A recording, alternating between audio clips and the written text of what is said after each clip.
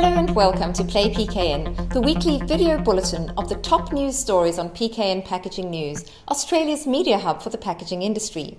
I'm PKN's publisher, Lindy Hewson, and this week's bulletin is brought to you by our new sponsor, Jet Technologies, specialist supplier to the food packaging, industrial manufacturing, and print and finishing industries.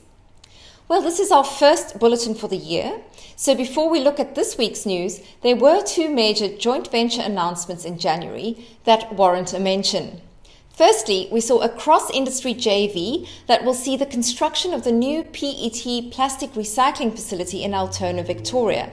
And this is the result of a partnership between Pact Group, Cleanaway, Asahi Beverages and Coca-Cola Euro-Pacific partners. The $50 million facility, the largest of its kind in Victoria, should be completed by 2023. Then automation and technology solutions company Agito Group's joint venture with end-to-end supply chain specialist Hilton Food Group has resulted in a new company incorporated in the UK and owned by the founding shareholder of Agito, Michael Musker, and Hilton Food Group plc, which has acquired a 50% interest in the company. Agito's offices and manufacturing operations in Australia will now expand into the UK and EU, and the expansion will be led by Agito CEO Emma Townsend. Now on to this week's news. The world's biggest packaging company, Amcor, has just announced its half-year results, and it has achieved strong revenue growth in the second half, with sales revenue up by 12% to $6.9 billion. CEO Ron Delia has confirmed that the company will be investing strongly in growth opportunities over the coming period, targeting high-growth segments, major emerging markets, and, of course, innovation. Delia said that he expects profit growth in the second half of the year, thanks to strengthening demand, added capacity, and the amount of inventory Amcor is holding. Amcor's sustainability journey is well underway, with 95% of rigids, 100% of cartons, and 76% of flexibles currently all recyclable. New Amcor products in the pipeline include AmPrimer PE+, a heat-resistant recycle-ready solution for pouches, and AmFiber, a new platform of paper-based packaging products, which the company says will be designed to provide a high barrier from oxygen and moisture for dry food products. Now, from Australian companies, we've seen some exciting new packaging developments announced this week.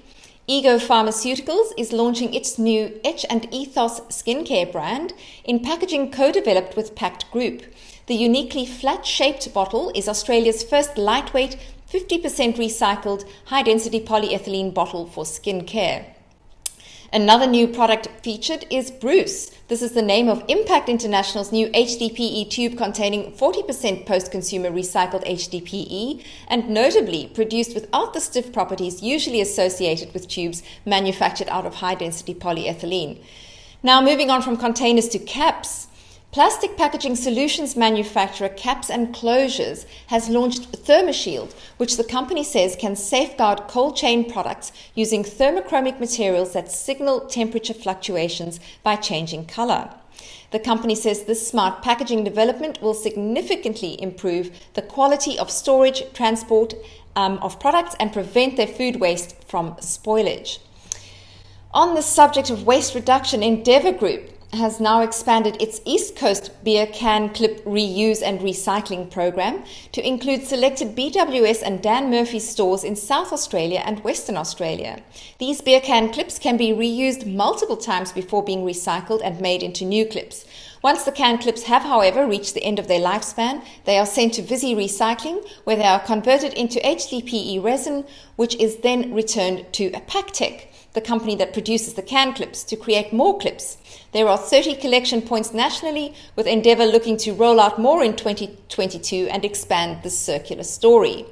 And finally, Remondis Australia will be managing the logistics to process large polypropylene and low-density polyethylene bulk bags and sacks, which are typically used for bulk goods transport, into reusable resin pellets, which will then be remanufactured into new products like, for example, school seats, or used as feedstock for advanced recycling into high-tech uses such as batteries. Currently, an estimated 40,000 garbage truck loads of large bags are going to landfill each year, so this is progress indeed. To find out more about the stories discussed And even more, go to our website packagingnews.com.au, where you'll also see the digital version of our latest print issue hot off the press. Thanks for watching. That's it from me, Lindy Hewson, signing off until next week.